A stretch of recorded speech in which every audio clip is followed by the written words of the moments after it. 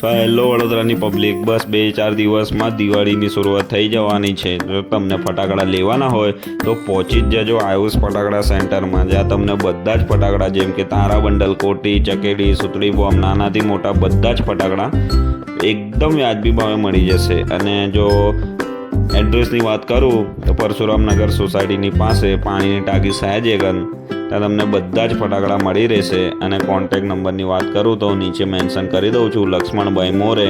તો પહોંચી જ જજો ભાઈ.